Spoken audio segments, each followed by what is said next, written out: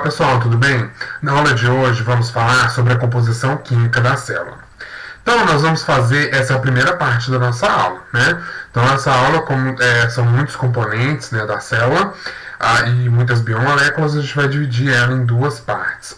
Então primeiro, na aula de hoje, nós vamos fazer uma breve introdução, depois nós vamos falar sobre a água, sais minerais, ácidos nucleicos e os carboidratos, certo? Então bora lá começar. Então, a matéria viva, tudo que nós conhecemos, né, como ser vivo, como matéria viva, é composto por biomoléculas, né? Então as biomoléculas, elas têm um papel aí fundamental, um papel muito importante na constituição da vida e para o funcionamento da vida, né? Então elas têm um papel crucial e fundamental aí na natureza, né, como um todo. Então ela tem uma importância muito grande aí em tudo que tem vida, né, as biomoléculas são cruciais. Também são chamadas de macromoléculas orgânicas, né, elas também podem receber esse nome aí. E existem 4 tipos básicos de macromoléculas orgânicas, né, de biomoléculas que constituem as células. Que são as proteínas, os carboidratos, lipídios e os ácidos nucleicos. São basicamente essas 4 aí que são chamadas macromoléculas orgânicas. Mas nas células também nós podemos encontrar uma fração, uma parte de moléculas inorgânicas, que é basicamente o que? Água e sais minerais, né? Então na célula nós encontramos essa parte orgânica, formada aí por essas biomoléculas, e a parte inorgânica, formada então por água e sais minerais. Então, como que os compostos eles estão distribuídos na célula, né? Então, se nós repararmos aqui, a gente pode ver que a grande parte, a maior parte da constituição da célula é a água, né? É a água. Então, 70% da célula, da composição química da célula, é água, né? Então, nós vemos que a água ela tem uma importância muito grande para a vida, né? Porque ela é basicamente a totalidade aí da constituição química dos seres vivos de maneira geral e da célula, né? Nós temos aí uma outra fração maior também de 15% de proteínas, 7% em ácidos nucleicos, 3% carboidratos, 2% de lipídios, né, sais minerais e outros, né? Então nós temos aí basicamente o que constitui, o que compõe, né, quimicamente uma célula são esses elementos ali, né? E nessas biomoléculas nós temos, elas são formadas, né, por polímeros, né? São polímeros que formam essas macromoléculas aí, né? E o que forma, e por consequência, o que forma esses polímeros são os chamados de monômeros, né? Então, as macromoléculas constituídas de monômeros que se conectam por meio de ligações covalentes, formando então um polímero, né, que é uma cadeia maior, com vários monômeros aí. Então, nas macromoléculas, nós temos aí a sua subunidade, que é o chamado monômero, e a macromolécula em si, que é como se fosse um Lego, um joguinho de Lego, né, que vai encaixando os monômeros, as pecinhas, para formar então a macromolécula. Então, por exemplo, a subunidade do polissacarídeo, né, é o açúcar simples, né, como nós podemos ver aí nessa imagem. A subunidade de uma proteína, da macromolécula proteína, os monômeros da proteína, são os aminoácidos. E os monômeros dos ácidos nucleicos são os chamados nucleotídeos, né? Então nós temos aí a chamada 3 famílias de macromoléculas e as suas respectivas subunidades, os respectivos monômeros, né? Então nós temos essa constituição, essa constituição, né, de que as macromoléculas são formadas por essas subunidades que são chamadas de monômeros. Então nós temos aqui como exemplo, né, as 3 macromoléculas, né, 3 aí biomoléculas, a celulose, os açúcares, né, a proteína e o DNA, né? Então aqui nós temos a celulose e o monômero da celulose. A celulose é um açúcar, né? A gente vai falar dos carboidratos, eles têm função tanto energética quanto função estrutural. Então a celulose é um carboidrato com função estrutural. Então nós temos aqui a celulose, né, que é o monômero, que é o polímero, né? Desculpa, que é o polímero com vários monômeros ligados, que aqui no caso o monômero da celulose é a glicose, né? Então uma cadeia que tem várias glicoses encaixadinhas. Aqui nós temos então o aminoácido, que é a proteína, né? Então o monômero de uma proteína é um aminoácido, né? Então quando eu tenho vários aminoácidos encaixadinhos ali, ligados ali, né? Por uma ligação, então forma então a proteína, né? Que é o polímero ali, que é a macromolécula.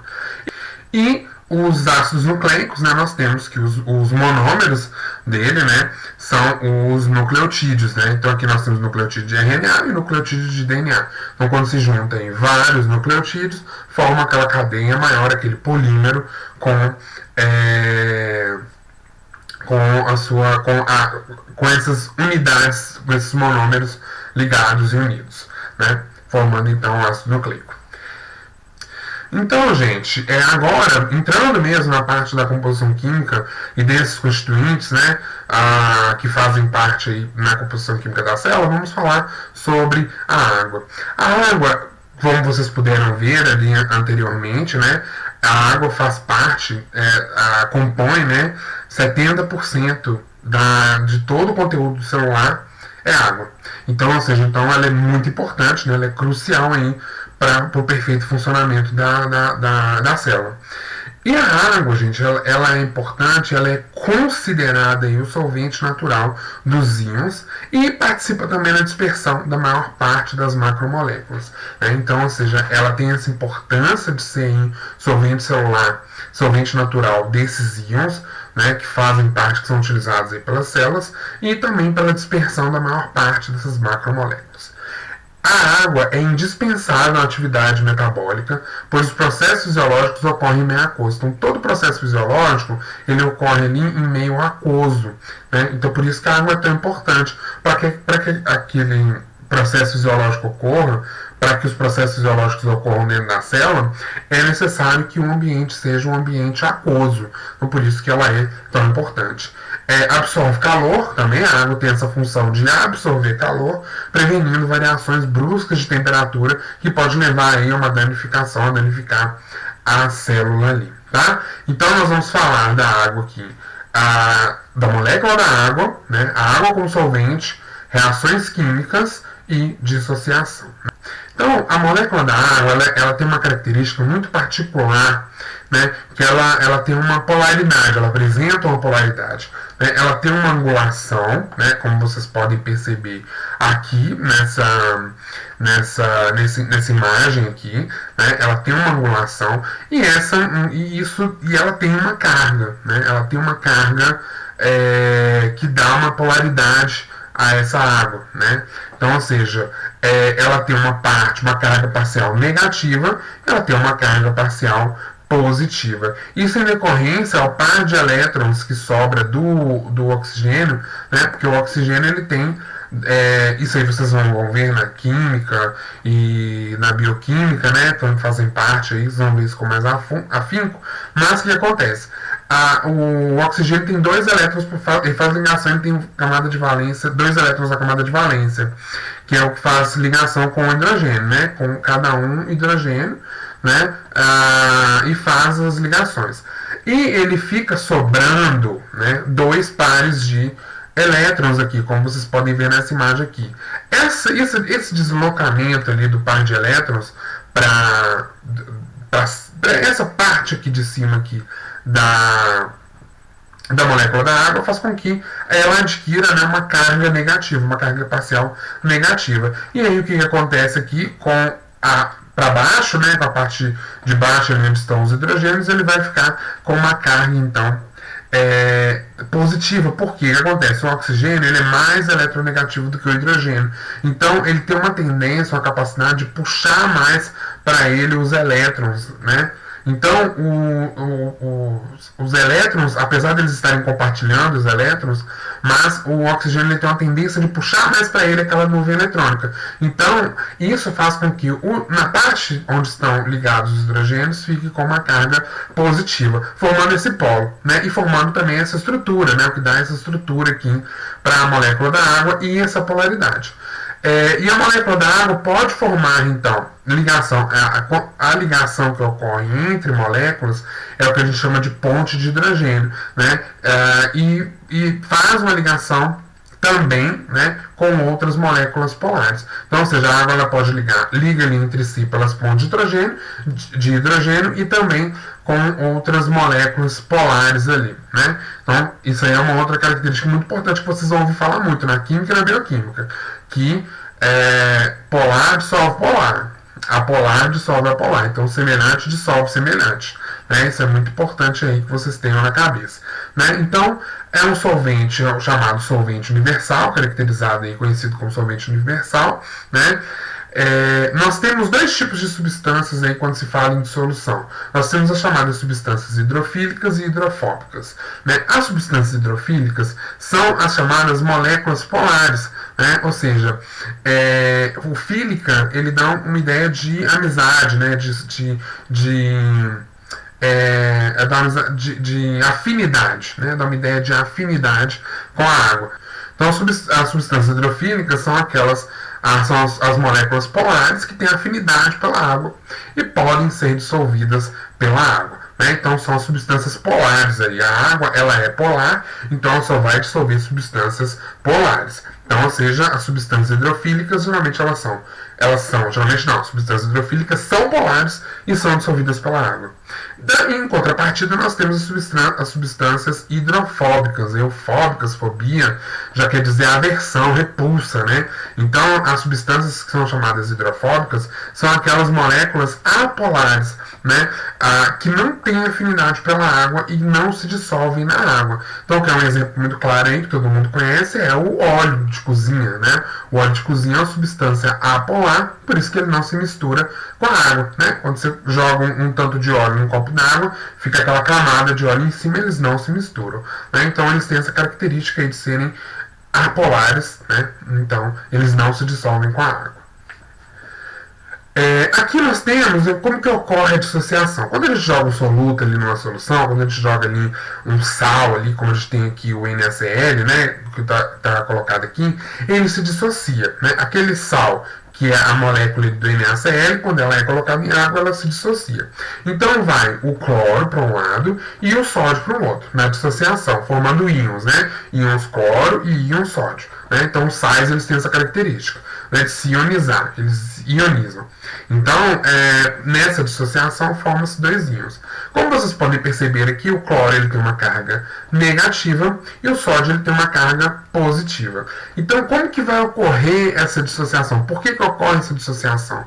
Porque o cloro ele tem a carga negativa e vocês aquela outra máxima, né, que nós conhecemos muito bem de que os opostos se atraem, né? Então, ou seja, se eu tenho uma carga negativa ali do cloro, consequentemente, a parte positiva da molécula da água, né, que é aquela parte ali onde estão os hidrogênios, eles vão eles vão começar a rodear ali o cloro, então vão dissolver, vão agrupar aquele cloro ali e vai ocorrer a dissolução, né, daquele íon cloro ali, né.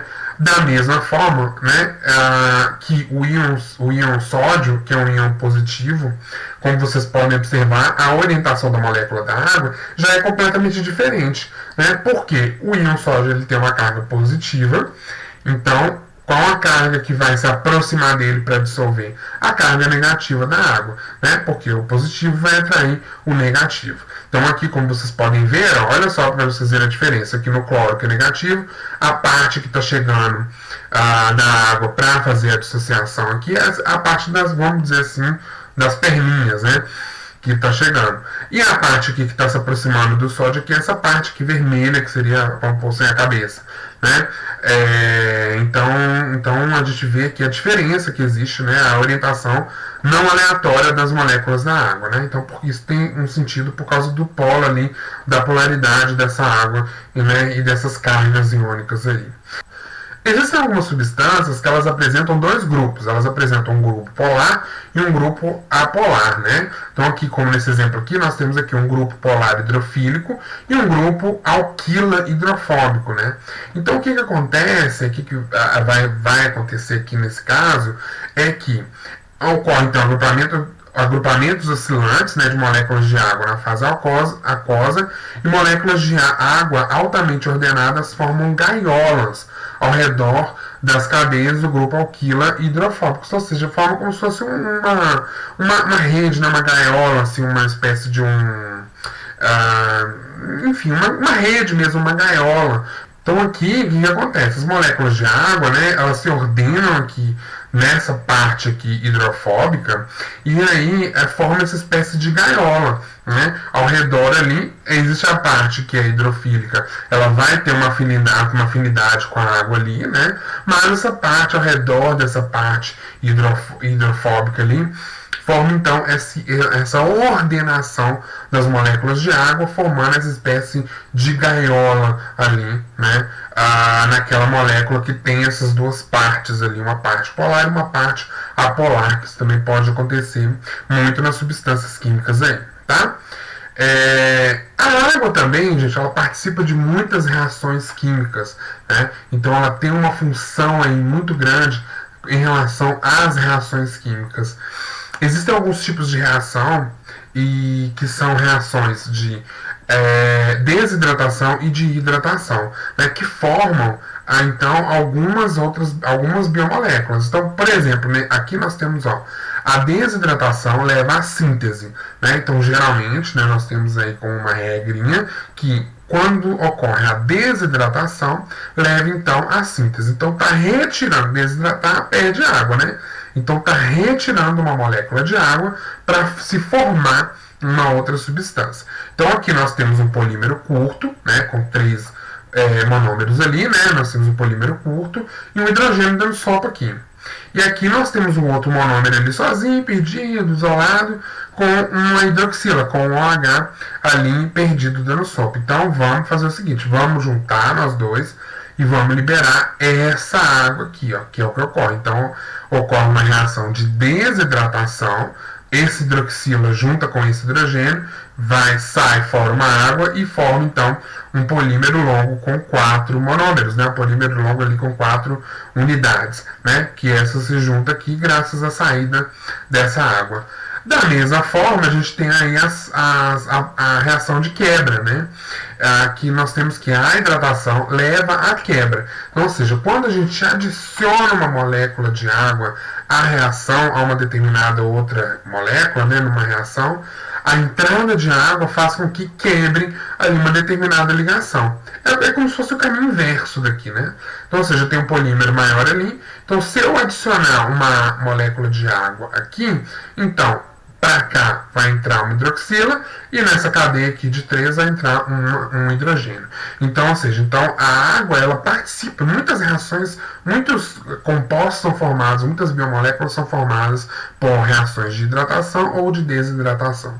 Então, ou seja, então é muito importante, né, além daquela característica lá dos processos geológicos acontecer em meio aquoso, a água também participa de reações químicas na formação e na quebra de moléculas. Aqui nós temos um outro exemplo de reação de condensação e uma reação de hidrólise, né? Então, a condensação e a hidrólise são reações opostas, né? Então, as macromoléculas da célula são polímeros formados por subunidades, são os monômeros, como nós já falamos, por meio de reações de condensação. E são degradadas por reações de hidrólise, né? Hidrólise, que é lise na biologia, aí, na linguagem científica, quer dizer quebra, né? Então, lise quer dizer uma quebra ali da água, né? Então, aqui nós temos uma reação de condensação, mesmo exemplo lá anteriormente, aqui nós temos aqui um hidrogênio e uma hidroxila, um A sozinho e um B sozinho. Então, para eles se unirem, precisa sair essa molécula de água numa reação de condensação, né?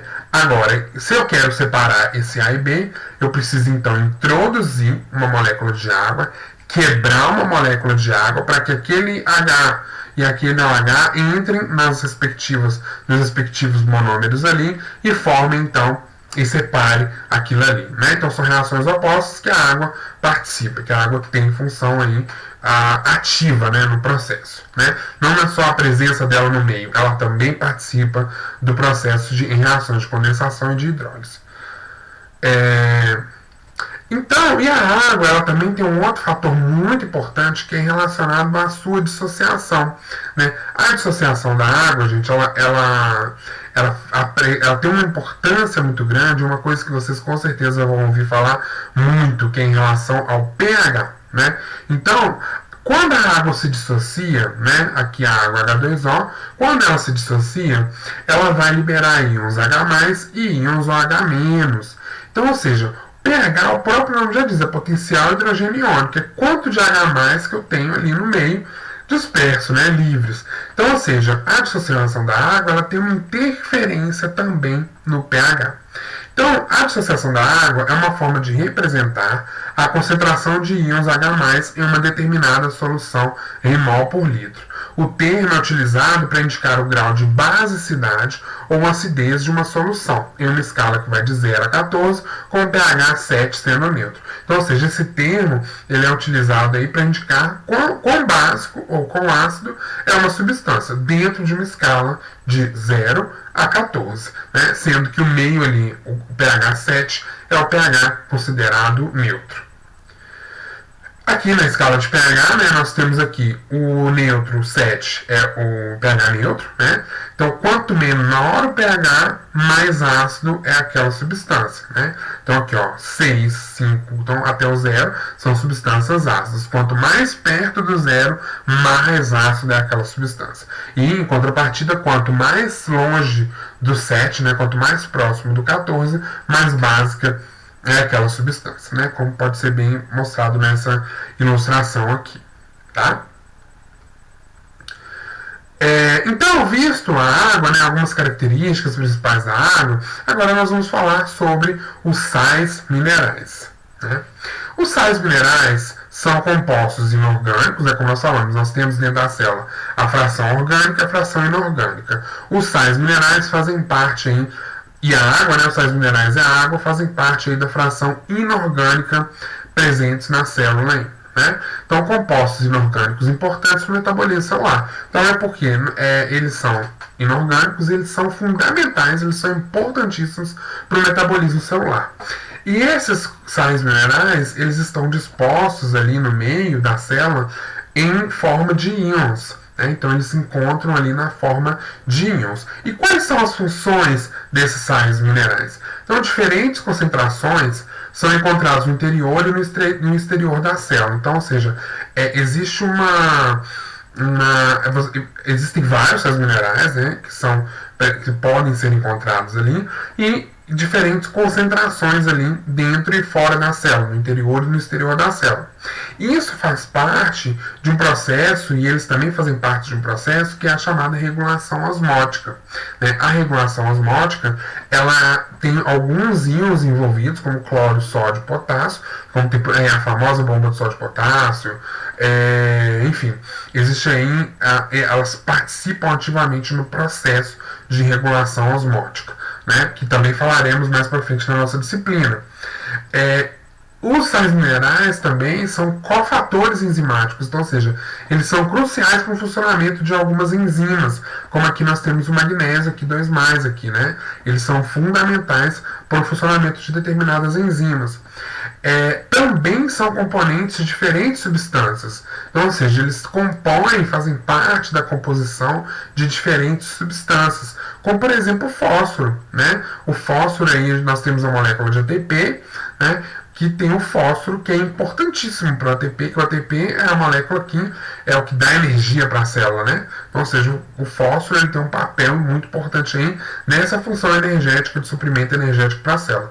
Os fosfolipídios também, que são componentes aí de membrana celular, então, ou seja, tem N funções aí e são importantíssimos. Alguns exemplos, né? Nós temos ali de deficiência de cálcio, por exemplo, nós temos aqui a necrose interna do fruto, né, o chamado coração preto, que é uma característica, um sintoma característico aí de deficiência de cálcio nessa hortaliça, né, no tomate. E também doença aí em animal, né, que é a hipocalcemia, que é uma doença que pode acometer um rebanho bovino aí em alguma coisa. Então, por isso que é tão importante a gente ter que tomar, né, repor pela alimentação, os níveis de cálcio no organismo para evitar determinados problemas. Então, a gente visto e falado aí dos sais minerais, vamos falar agora dos ácidos nucleicos. Né? Os ácidos nucleicos, eles têm uma função biológica importantíssima, né? Importante função biológica, porque são eles que dirigem o metabolismo celular, são eles que comandam toda a parada, eles são os donos da célula, vamos dizer assim. É dele que vem a informação, é dele que vem toda a informação genética, todos os comandos vêm a partir dos ácidos nucleicos. Né? Então, ou seja, ele tem uma importância aí fundamental. Os ácidos nucleicos, eles são formados pelos nucleotídeos, né? Então, eles são compostos orgânicos que apresentam esse nome em função de sua origem no núcleo celular. Né? Então, os ácidos nucleicos, eles têm essa origem, têm esse nome, porque tem função em função da sua origem no núcleo celular. Né? Eles estão no núcleo celular, né? Por isso que são ácidos nucleicos, porque eles se encontram no núcleo celular. Todos eles são formados pela polimerização de nucleotídeos. Então, os monômeros dos ácidos nucleicos são os nucleotídeos. Né? Então, eles se ligam, se unem por reação de polimerização e eles se unem ali, formando então esses ácidos nucleicos, os nucleotídeos. Então, e quais são os nucleotídeos aí? Como que é? O que é um nucleotídeo? Então, o nucleotídeo é um monômero, né? Uma unidade formada por uma pentose, né? Então, o nucleotídeo é composto de uma pentose, que pode ser ribose ou a desoxirribose, mas sempre uma pentose. Então, ou seja, isso vai determinar se for um RNA ou se for um DNA. Se for um RNA, vai ser uma ribose. Se for um DNA, vai ser uma desoxirribose.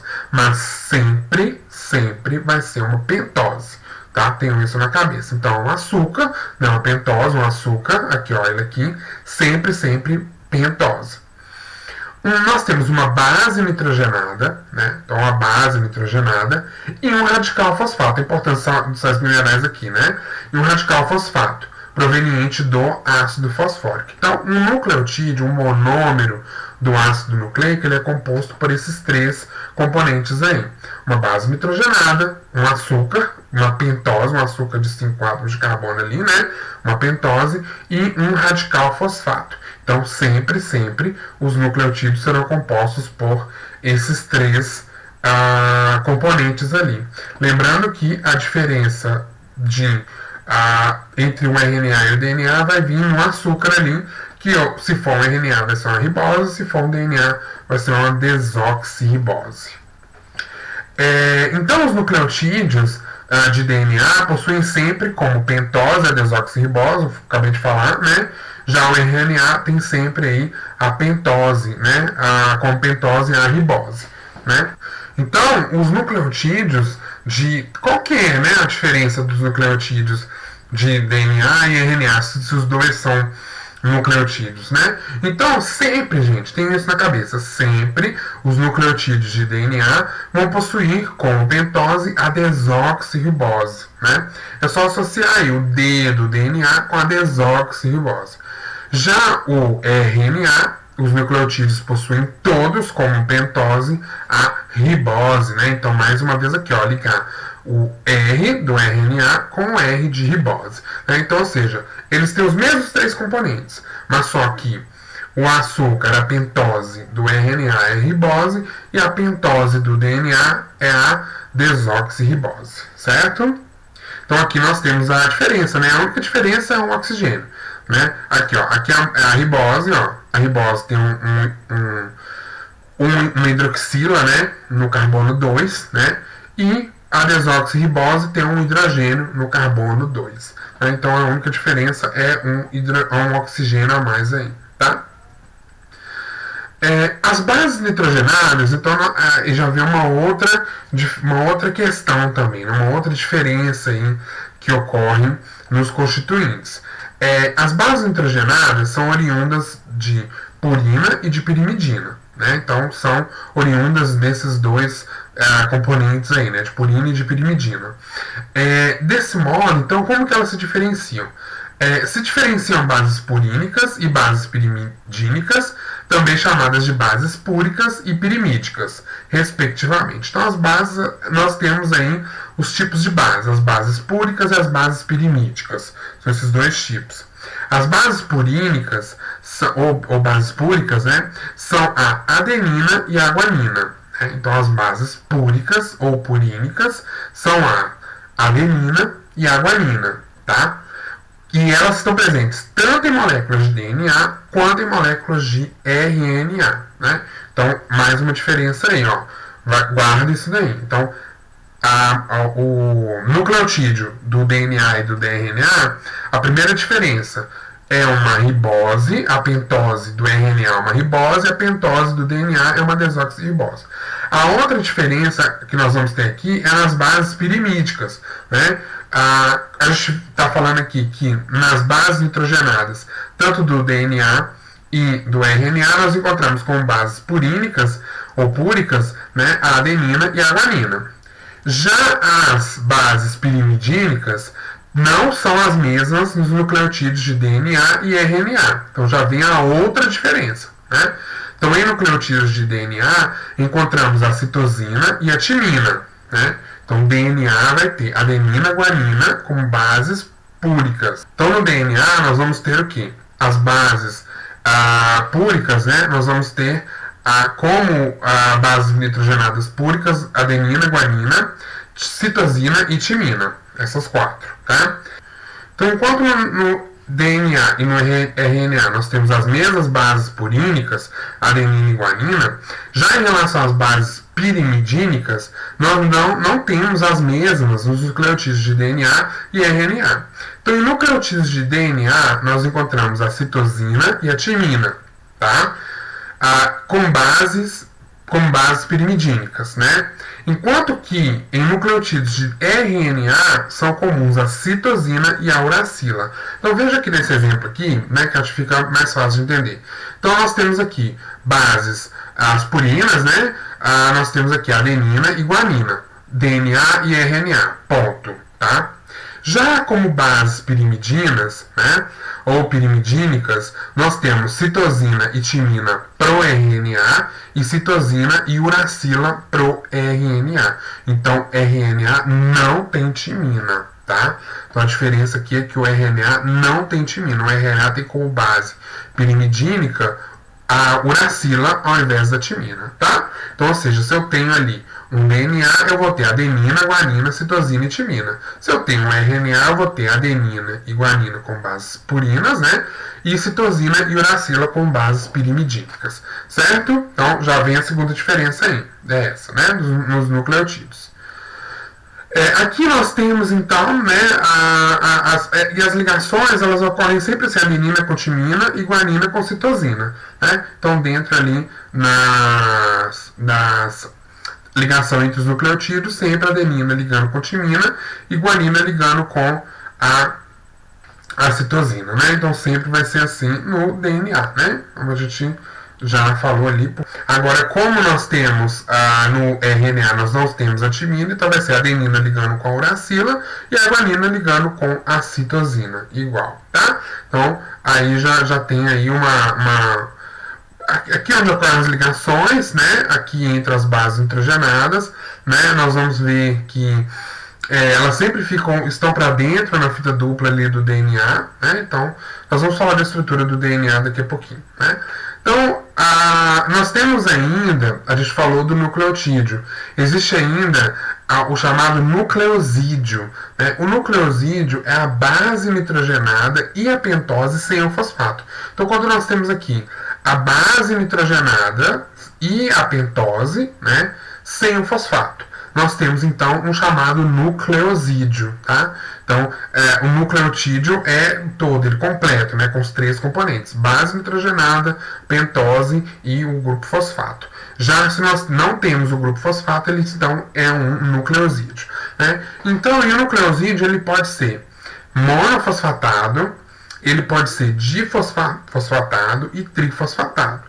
Quando ele é trifosfatado, ele recebe o nome de nucleotídeo, tá? Então, aqui só uma observação aqui que também pode ser, vocês podem encontrar em alguma literatura.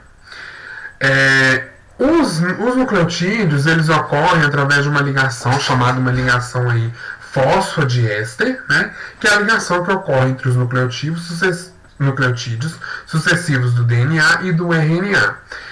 E são covalentemente ligados por pontes de grupos fosfatos. Então, o que liga, o que faz a ligação entre esses nucleotídeos são essas ligações aí fosfodiéster, né, que ocorrem entre os nucleotídeos. O grupo hidroxila 5 de um nucleotídeo é covalentemente ligado ao grupo hidroxila 3 do próximo nucleotídeo. Então, ou seja, eu tenho um nucleotídeo que vai ligar com o outro. O que vai ser o elo da ligação? O grupo hidroxila 5 com o grupo hidroxila 3 dos dois nucleotídeos.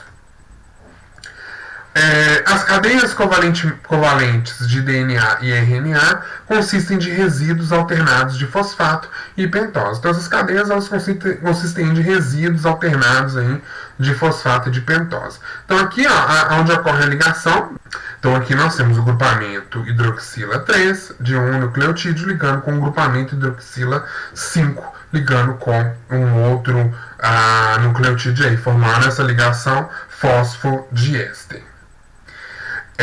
Então, o ácido, vamos falar um pouquinho agora do ácido desoxirribonucleico, né, que é o famoso DNA, né, ele possui aí as chamadas cavidade maior e cavidade menor, né, que são, na verdade, essas voltas do DNA, né, que ele tem a característica de ser uma dupla hélice, né, que está enrolada ali, né, que tem faz essas voltas, né? Então nós temos a chamada cavidade menor, que é essa volta aqui, e a cavidade maior, que é essa outra volta maior, esse outro enrolado maior, assim podemos dizer. Juntando os dois, né, daria então a volta inteira, chamada de volta inteira, né? Então só a exemplo de nível de curiosidade aí, né? As duas cadeias são antiparalelas e complementares. Vocês podem ver que é uma cadeia dupla, é uma fita dupla, né, de DNA, né, que se formam aí, que se ligam. E essas cadeias elas são antiparalelas e complementares, elas se complementam. Vou mostrar numa outra imagem ali. E aqui, ó, sempre como nós falamos aqui, ó, guanina ligando com citosina, timina com adenina, adenina com timina, né, e assim sucessivamente. Aqui, ó, nós temos aqui a fita dupla, né, do DNA, numa ligação aqui, que ocorre, né. A ligação fosfodiéster, ela ocorre aqui na fita, né. Então, aqui nós temos as ligações fosfodiéster aqui. Aqui, na ligação das bases nitrogenadas unindo a fita, ocorre uma ponte de hidrogênio, né. Então, por quê? A fita, né, une-se por ligações fosfodiéster. Mas a fita, ela vai se unir para formar a dupla fita, né? São duas fitas em sentido antiparalelo. Então você vê aqui, ó, que é de 5 para 3 e aqui, daqui, né, olha aqui, melhor na seta aqui, ó. Aqui no sentido para baixo, com a seta para baixo, e aqui no sentido para cima. Então isso que quer dizer ser antiparalela, né? Uma está para baixo e a outra está para cima, vamos dizer assim. Então, a ligação nessa fita de cada seta ocorre por uma ligação fosfodiéster. Agora, a união entre as duas fitas ocorre por uma ponte de hidrogênio que ocorre na ligação das bases nitrogenadas ali, né? Então, as bases nitrogenadas sempre para dentro e elas se unem ali, se ligam por uma ponte de hidrogênio, né? Então, isso aqui num DNA, tá? Já o RNA, né, a molécula de RNA é estruturada em uma cadeia simples, enquanto a cadeia do DNA é fita dupla, né, do RNA é fita simples, né, uma cadeia simples, né, ou fita única, composta por diversos nucleotídeos. Então, uma linha, né, uma fita com vários nucleotídeos. Além disso, o RNA pode ser encontrado em 3 formas diferentes. Então, o RNA dentro das células podem ser encontrados em 3 formas diferentes. Então, em um filamento simples, uma fita com dobras, se apresentando em forma de trevo, e outra parte, então, outro tipo de RNA associado a ribossomos. E eles têm nomes, tá? Então, nesse sentido, é possível observar 3 tipos de RNA distintos. Então, nós temos aí o RNA transportador, que é esse filamento simples, essa fita simples ali, é o chamado RNA transportador. A fita com dobras, né, que tem ali, que se assemelha a um trevo, é o chamado RNA mensageiro, e aquela associada então a ribossomos é o chamado RNA ribossômicos. E eles têm funções distintas ali dentro da célula, né? Então, a função do RNA está intimamente ligada à função do DNA, né? Que é o que? Comandar e coordenar os processos celulares e a produção de proteínas. Então, ou seja, o RNA, na verdade, ele transcreve uma informação que está no DNA. Né? Ele não trabalha por conta própria, ele sempre vai trabalhar em função do que o chefe, que é o DNA, mandou, vamos dizer assim. Né? Então ele sempre vai trabalhar em função da necessidade, né? A função do RNA está sempre intimamente ligada à função do DNA, que é o que? Então ele comanda e coordena os processos celulares e a produção de proteínas, principalmente. Né? Então o RNA também está muito associado à produção de proteínas. E eles têm esses nomes, né, que são nomes assim bem característicos, né? Então o RNA mensageiro, ele é aquele que processa a informação, o RNA transportador é aquele que carrega os aminoácidos e o RNA ribossômico é aquele que junta todos os aminoácidos ali e forma ali aquela a cadeia ali, né? Então aqui nós temos a cadeia, a fita de DNA, ela se abre, né? O RNA ele copia, ele mensageiro, ele pega essa informação, vai então para o ribossomo, né? Para o RNA ribossômico, e vem o RNA transportador, lê essa informação e traz os aminoácidos necessários para formar. Lembra lá que o aminoácido, né, é o monômero ali da proteína, então ele traz e codifica os aminoácidos necessários ali para formar aquele polímero, para formar aquela proteína ali, como vocês podem ver. Então o RNA transportador, ele vem, codifica, traz o aminoácido e vai se formando assim aquele polímero, né? Então ele tem essas funções. É como se fosse a célula, gente, é uma coisa muito incrível, porque ela é como se fosse uma fábrica cheia de setores, né? Então tem setores que fazem todas as suas funções ali, né? Então tem setores de produção, setores de limpeza, setores... A célula é a mesma coisa. Então é tudo muito amarrado, muito construído, encaixado para que aquilo tudo funcione, né? Tudo muito compartimentabilizado, né? Então fica muito, as funções são muito distribuídas, por isso que ela é tão perfeita, né? Nessa organização.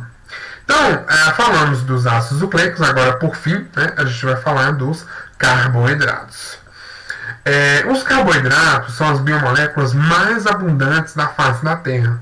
Né? Então, os carboidratos eles são importantíssimos aí, são os mais abundantes da face da Terra. Então, os carboidratos possuem como fórmula empírica, aqui é CnH2O, né? Então, essa fórmula empírica aqui, fórmula geral dos carboidratos. Existem exceções, né, pois podem apresentar nitrogênio, fósforo e enxofre. Né? Então existem aí exceções ali que geralmente eles são compostos, né, de maneira geral de carbono, hidrogênio e oxigênio, mas tem alguns carboidratos que estão aí, que possuem aí exceções que têm nitrogênio, fósforo e enxofre. Então nós vamos falar das funções dos carboidratos, suas características e as classes de carboidratos, né? Então, os carboidratos, de maneira geral, têm duas funções. Uma função estrutural e fonte energética, né? Basicamente. Então, eles têm uma função estrutural e é fonte energética para a célula. Então, aqui nós temos ali células do parênquima amilífero, né? Então, ou seja, algumas células, elas têm esse parênquima de reserva, de acúmulo de amido, né? Para alguma situação aí que a célula precise, né, da reserva imediata, elas têm essa característica, e isso em anatomia, com a utilização de alguns corantes, pode ser visualizado de maneira assim muito clara, e é muito interessante de ver, muito bonito de ver, né, como está nessa imagem aqui. Né? Aqui, ó, nessa outra que está mais aproximada ainda no microscópio, nós temos ainda o grão de amido aqui dentro da célula, dentro desse parênquima amilífero, né, que é um parênquima que específico, especializado para armazenar amido. Né? Então isso é muito, muito característico de se ver em algumas células vegetais aí. Eles também, gente, têm função energética, né, como nós já falamos, né, então, ou seja, eles participam aí. Aqui nós temos o cloroplasto, né, nós sabemos que o cloroplasto é o órgão que faz ali a fotossíntese, e a fotossíntese ela tem como produto geral ali a formação de um carboidrato, do açúcar, né, da glicose. Então, ou seja, então, aqui ó, é um processo muito sincronizado, né, então nós temos aqui o cloroplasto utilizando luz, gás carbônico, ATP, né, e água ali, formando oxigênio e a glicose, que vai ser levada à mitocôndria no processo de respiração celular. Né? Então, essa glicose ali, através do ácido pirúvico, na via da glicólise ali, vai ser utilizada aqui pela mitocôndria e vai formar, então, ATP, formar energia, né? Produzir energia ali pelo processo da respiração celular. Né? Então, aqui a importância dele nas organelas também, né? Processo de respiração celular. Então, como fonte energética, ele tem essa função aí como fonte energética. E também como nas plantas ali, através do amido, né?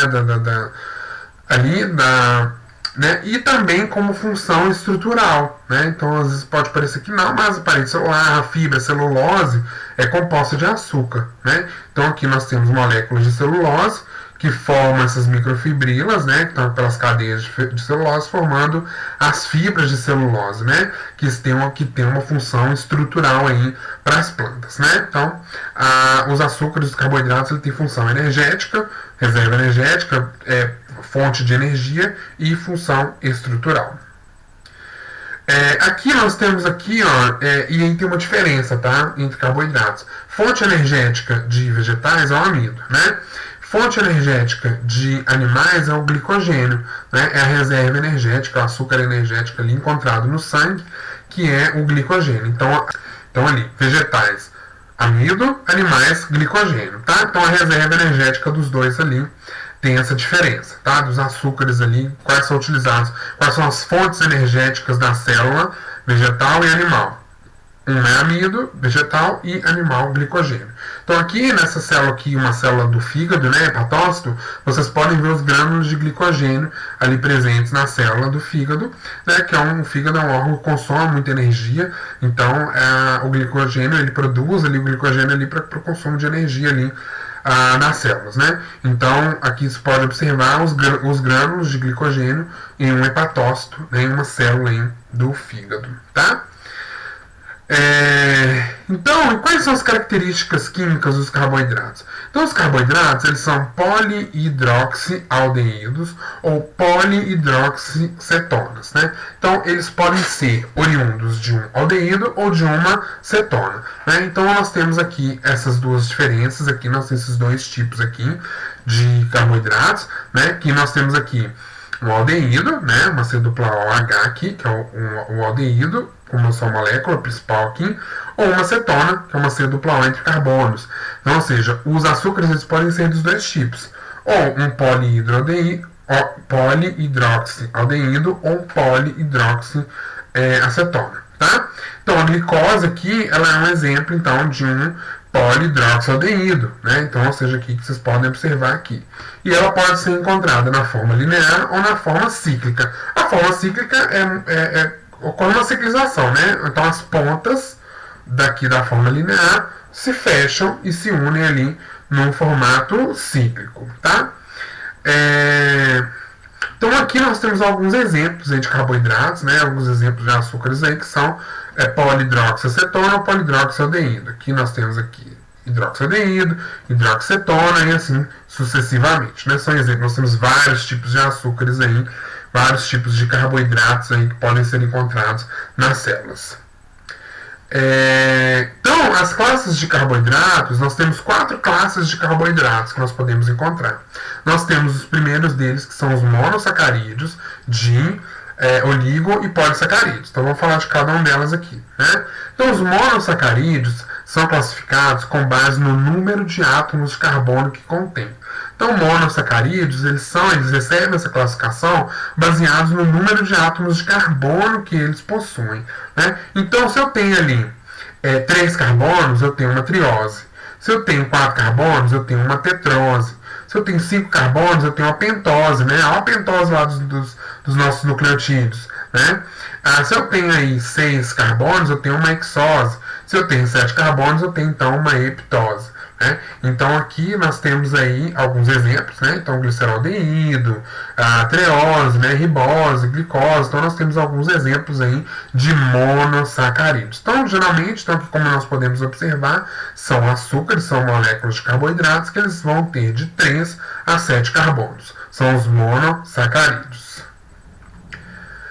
Já os disacarídeos são açúcares formados pela combinação de 2 monômeros de hexose. Né? Então, os disacarídeos são açúcares formados, então, quando se combinam 2 monômeros de hexose. Então, tem 2 hexose, 2 monômeros de hexose que se ligam, formam, então, os disacarídeos, com a perda correspondente de uma molécula de água. Então, nessa ligação ali de 2 monômeros de hexose, sai uma molécula de água. Né? Então, para que ocorra essa ligação. Então, nós temos como exemplos aí a maltose, que é o que? Uma ligação de uma glicose com a glicose. Né? Nós temos também a lactose, que é uma ligação da glicose com a galactose. E a sacarose, que é a ligação da glicose mais a frutose. Né? Então, são esses tipos de sacarídeos, de sacarídeos mais comuns aí. Nós temos também os oligosacarídeos. Os oligosacarídeos, eles têm essa denominação, né? Também são produtos de condensação de 3 a 10 unidades monossacarídeas. Então, quando tem a união ali de 3 a 10 unidades monossacarídicas, né, de 3 a 10 monossacarídeos ligando, nós formamos o oligosacarídeo. Então, são carboidratos caracterizados pelos açúcares simples que contém, então são açúcares relativamente simples, né? E esses carboidratos são uma parte importante das membranas plasmáticas e desempenham um papel no reconhecimento célula a célula. Então eles têm a sua importância dentro da célula, porque eles são constituintes, são uma parte importante aí da membrana plasmática, né? E desempenham um papel no reconhecimento célula a célula ali. E por fim, né, dentro das classes ali dos polissacarídeos, nós temos aí dos carboidratos, da classe dos carboidratos, nós temos os polissacarídeos. Os polissacarídeos são carboidratos formados a partir da polimerização de vários outros açúcares menores. Ou seja, são muitos açúcares, por isso que o nome dele é poli, né? Então são muitos açúcares que se combinam, né, que se polimerizam e formam aí esse carboidrato, esse polissacarídeo. São polímeros de médio ou alto peso molecular, diferente dos oligosacarídeos que são menores. Então eles têm de médio a alto peso molecular, né? Então, ou seja, tem muitas unidades ali de monossacarídeos, né, de açúcares menores, e a menor parte dos carboidratos apresenta-se dentro dessa classe. Né? Então, ou seja, é diferente o oligosacarídeo, ele está ali até 10, né, monossacarídeos, né, até 10 ali. O polissacarídeo já tem mais, bem mais, né? Ele tem bem mais peso molecular. Então, a maior parte dos carboidratos que nós conhecemos, eles estão dentro dessa classe aí, dos monossacarídeos. Né? E existem 2 tipos de polissacarídeos. Nós temos os homopolissacarídeos. Né? Que são os homopolissacarídeos? É uma molécula composta por monômeros da mesma espécie. Né? Exemplo, celulose, composta por unidades de glicose. Olha aqui o exemplo aqui. Né? Todos esses unidades aqui, essas contas aqui, vamos contar assim, como se fosse um colarzinho de contas, são iguais. Todo mundo é amarelinha. Então, os homopolissacarídeos é uma molécula que tem o mesmo monômero, a mesma unidade, né, monomérica, o mesmo monômero, né, formando, então, assim, a cadeia, ou não ramificada ou ramificada. Como, por exemplo, a celulose, que todas as unidades são glicose. Já o heteropolissacarídeos é o que? Uma molécula de carboidrato composta por diferentes tipos de monossacarídeos. Olha aqui como é que ele já está aqui na figura aqui diferente. Já são colares, né? já são contas diferentes nesse colar ali, né?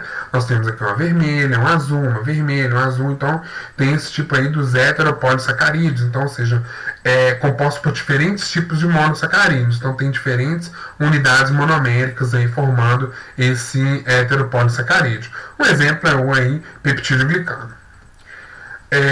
Então aqui nós temos exemplos aqui das cadeias, né? Ó, o glicogênio, aqui nós temos aí a cadeia que forma o glicogênio, né? Ó, como é que ela é grande, né? Como é que ela é uma estrutura grande que compõe. A cadeia de celulose, né? Olha aqui, já a cadeia de celulose é tudo igual, você vê, é tudo igualzinho. E a cadeia e a quitina. A quitina é um carboidrato estrutural, né, um carboidrato de proteção que é aí presente aí em insetos, né, principalmente que forma aí o exoesqueleto, aquela carapaça dos insetos ali, o exoesqueleto dos insetos é formado de quitina, desse açúcar aí que tem essas unidades monoméricas aqui. Então, alguns exemplos aqui, glicogênio, celulose, quitina, são alguns exemplos de carboidratos que nós conhecemos aí na natureza, tá? Então, gente, ó, por hoje é só essa primeira parte dessa aula de composição química da célula e nós voltamos no próximo encontro com a parte 2 desse assunto, ok? Então, até a próxima, pessoal!